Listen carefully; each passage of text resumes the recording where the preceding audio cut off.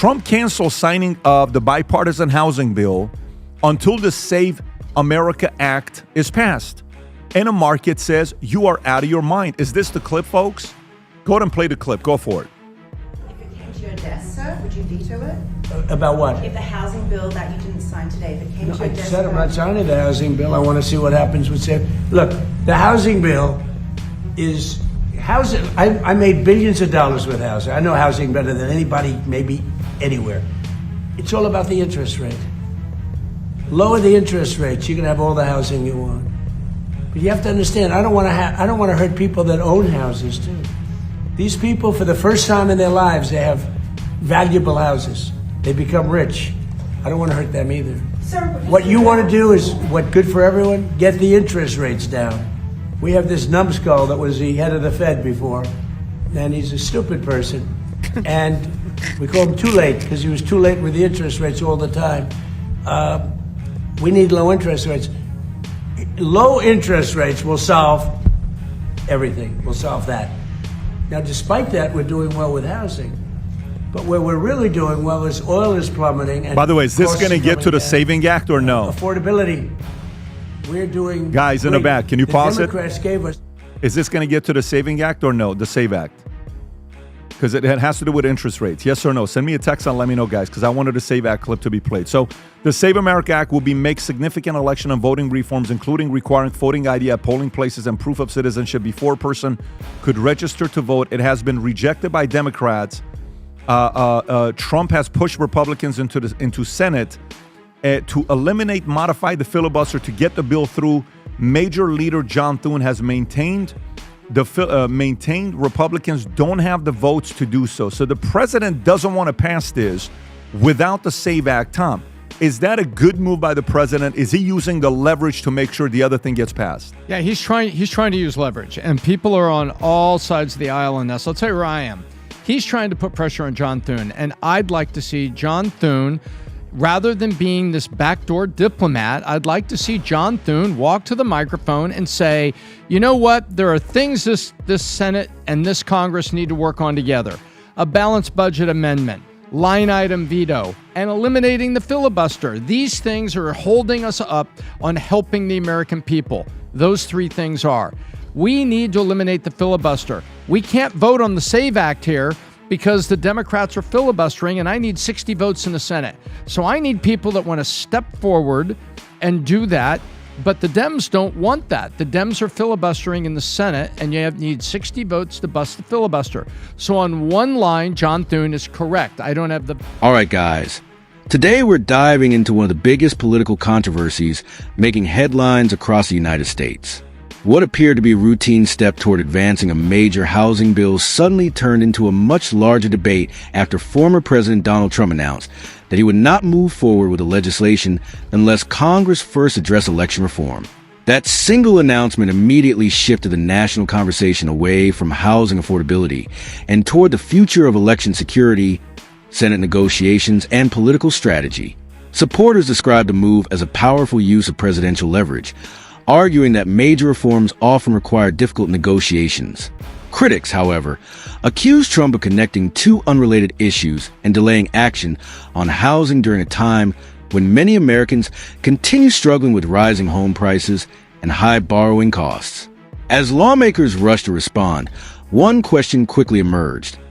Was this a calculated political strategy designed to force action on election reform, or was it a gamble that could leave both proposals stalled? To understand why this decision created such intense reactions, we first need to examine what the housing legislation was expected to accomplish, why interest rates remain at the center of the affordability debate, and how election reform unexpectedly became the defining issue surrounding the entire discussion. Votes. But on the other way, people are saying, well, then go to the microphone and tell the American people that it's time that we eliminate the filibuster so that we can't do it this way. Now then, but there's a lot of people in both chambers that want this housing act because we're going into an election year, Pat, and they want their fingerprints. Democrats and Republicans want their fingerprints on the housing act. I voted in favor of it. I want to stop BlackRock from buying up all the homes. They all want to run out with those messages. You know what I mean, Pat? They want to go to the microphone during their election cycle and run with that. So here's the bet Trump's making. there's a lot of people want to go out there. Oh, that was they want to good. do that. They want that. They want to go say they voted on housing. Well, that's great. It's going to sit right here on my desk, and here's my pen. Oop, where'd my pen go? I'm not signing anything. So that's what Trump's trying to do, to put the pressure on them, saying you got to get the SAVE Act vote. Unfortunately, the Dems care more about voting and the populace the way they want it and are not going to vote for the SAVE Act. The Dems will allow the Housing Act to die, even though they could use it to get in their elections, because they will never allow the SAVE Act because of all the reforms to patriotic voting in this country. So, by the way, at the end of that clip, I want to show you this. Today's housing conference and signing is hereby canceled until such time as we pass the desperately needed Save America Act. I agree, which I consider to be a national emergency. Thank you for your attention to this matter. This is a top 3 issue for me. I agree, and it ought to be a top 3 issue for you as well, and it ought to be a top 3 issue for anybody that wants honest elections, including the Democrats. And by the way, do you know this is a 94% issue for Republicans? And do you know this is a 69% issue for Democrats? Do you know this is what everybody wants? The only people that don't want this is who? Even Democrats can't say, well, it's unfair, it's racist, that's BS. The majority of Democrat voters want this. The majority of Republican voters want this. Can you go to the end of that clip where the president talks about the Save America Act, please? If you can go to the end of it, go for it. Go ahead and play this clip. Go ahead. We got a cone. We got a cone. So do we have it or do we not have it? Okay, Adam, I'll come to you. Yeah, I'm just going to keep it simple. Trump says that it's a national emergency and it supersedes everything else. It's very rare in America where we have legitimate consensus. You just said 90+% of Republicans are in favor of voter ID. You also said almost 70+% of Democrats. That includes black, white, yellow, Puerto Rican, Haitian, everybody in the United States nation. Yeah, Here's my every question. ethnicity above 60. Exactly. Here's my question. Why don't they just put it up for a vote? We all know that the Democrats are going to shut it down. What I would like to see, what I'd be interested in, is what Republicans are actually going to get up there and say nay to the SAVE Act. Because, correct me if I'm wrong, the SAVE Act is just simply one thing. Show voter ID. Now here's where the story becomes even more interesting. Rather than focusing primarily on expanding housing programs, Trump argued that the biggest obstacle facing homebuyers is the cost of borrowing money. According to his position, lowering interest rates would do far more to improve affordability than passing additional housing legislation alone. Economists continue debating that claim, with many agreeing that lower interest rates generally reduce mortgage payments, while also noting that housing prices, construction costs, supply shortages, local regulations, and inflation all play important roles in determining affordability. At the same time, the political debate expanded beyond economics and moved directly into election policy. The proposed reforms discussed by lawmakers included requiring proof of citizenship during voter registration and requiring identification when casting ballots. Supporters believe these measures strengthen confidence in election results and improve public trust. Opponents argue that election systems should remain accessible to every eligible voter while ensuring safeguards that prevent unnecessary barriers. Because the Senate operates under procedural rules that often require a supermajority to advance controversial legislation, the discussion quickly shifted toward whether existing rules help encourage bipartisan compromise or simply prevent major policy changes from reaching the president's desk. When you turn out and vote. That's it. Proof you're At the end of the day, proof you live here. So I don't understand what's going on with John Thune. He seems like a capable guy.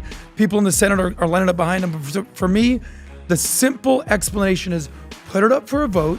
Even if you don't have the votes, let's see which Republicans are voting no on the SAVE Act. That's what I want to know. Benny. Wasn't it 4? I think it was 4. Mitch McConnell and 3 other people that voted against the Alaska and Maine, Murkowski and yeah, and this will be and Tom did it so eloquently. I don't really need to add that much more, but just this is the tactic, Pat. And we're gonna, by the way, multiple stories we're gonna find out today, and it's not like they're hiding it either, Pat. If you like Gavin Newsom that was on his podcast, he was talking about consolidating power, packing the courts. They want no voter ID. I hope the people, even that you said 69% of Democrats, it should be over 90%.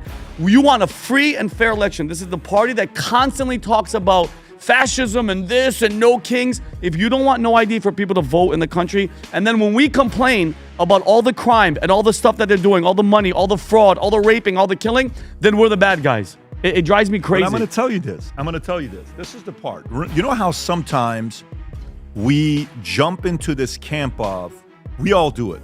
It's like it's all Muslims. It's all Democrats. It's all Republicans. It's all Jews. It's all this. It's never all. Of course. You understand what I'm saying? It's not all. Trust me. There's plenty of Democrats that want the voter ID. They're Democrats because of pro-choice, let's just say. That's their thing. They're Democrats because, their parents were Democrats and John F. Kennedy Democrats, so their loyalties to their parents, but they're reasonable Democrats that create jobs, have businesses.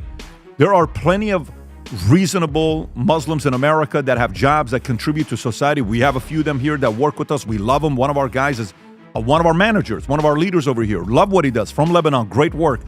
Kareem, phenomenal work. We have good things that happen here, right?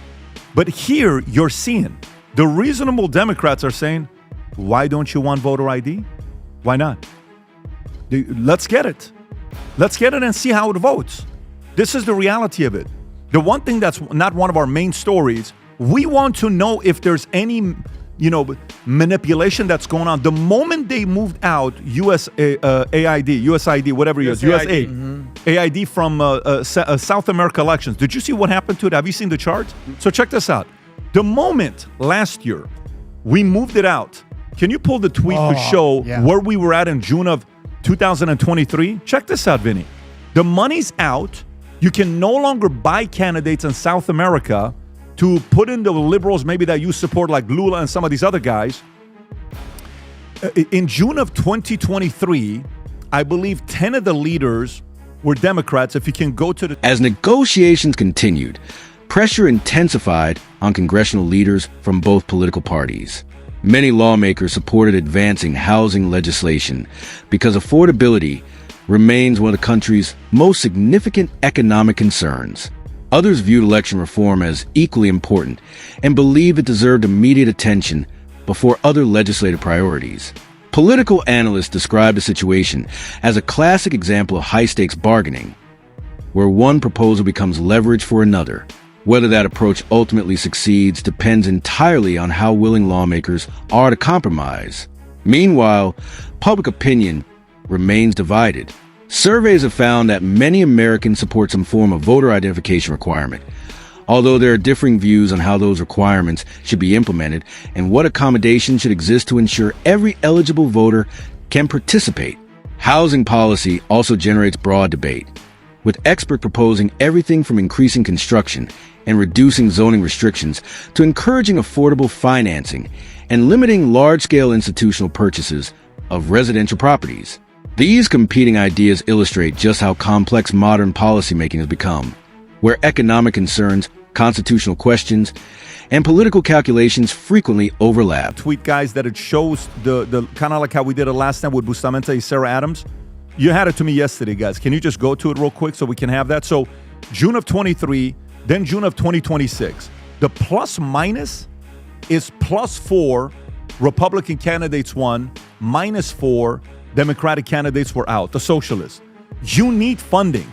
You need manipulation for socialists to win. You need that. You need some kind of a help from somebody on the outside for that message to come out. So what does it tell you? Maybe the average person is more reasonable. Maybe the average person is more understanding. Maybe the average person is more conservative with their finances and the way they live. Maybe the average person is just not a socialist. Maybe the average person is like, yeah, I'm not going with this. I want to go with a different thing. So I don't know. It'll be interesting to see. It'll be interesting to see what'll happen here next, guys. I don't know if you can pull it up or not. This is my third time asking for it. Can you guys do that or not, or let me know in the messaging on what's going on here, because I want the audience to see it. Either let me know we're having issues or just tell me what's going on, because I want to go to the other chart that shows. No, not the chart, guys. On the tweet yesterday that we showed the plus minus and which countries were taken over by a different leader. You showed it yesterday that we were with Bustamante and Sarah Adams. If you can look for that and show it to us, that'd be great. At this point, I'm going to the next story. It's numbers, numbers, not pictures, guys. Yeah, it's you got to see this. That's why I wanted to be able to show it to you to see what's going on there. So we'll see. We'll see what happened. I like the fact that the president is still pushing for the voter ID. I love it. I will tell you, if he gets that passed, it'll be a massive thing that they'll have that they're working on right there. Okay, beautiful. Anna Paulina Luna, look at this. Look at the plus minus, Vinny. Left wing was 10 in June 2023. Now it's right wing was 3. Now right wing is 7. Left wing is 6. They dropped 4 plus minus. And on the list over here of the 3, the countries that happened to, if you can show that one as well from End Wokeness, Latin America since USA the AID defunding. Cast far right wins in Chile. Paz far right wins in Bolivia. Fujimori far right wins in Peru. Noboa wins in Ecuador. Again, right. Asfura wins in Honduras. Right. Fernandez wins in Costa Rica. Right. Why is this? Did they need the USAID number? Is that what they needed? Is that what was going on? Is that what's taking place? Again, this is why Democrats and Republicans want voter ID to see what the hell is going on. That's what we want. And let the best ideas. As this political battle continues, one reality remains clear. The outcome could shape both legislative priorities and public debate well beyond the current news cycle. If lawmakers eventually reach a compromise, supporters may point to the negotiations as evidence that political leverage can produce meaningful results. If neither side changes course, however, both housing legislation and election reform could remain delayed, leaving unresolved questions for Congress to address in the future. Regardless of political affiliation, the larger issue extends beyond one bill or one leader. It reflects the ongoing challenge of balancing urgent economic concerns with broader institutional reforms while maintaining public confidence in government decision-making. For millions of Americans watching these developments unfold, the debate is not simply about housing or elections. It is about how leaders negotiate, how priorities are established, and whether compromise remains possible in an increasingly polarized political environment. The decisions made in the coming months will likely influence future legislative battles, campaign messaging, and the national conversation surrounding governance, accountability, and the direction of American democracy.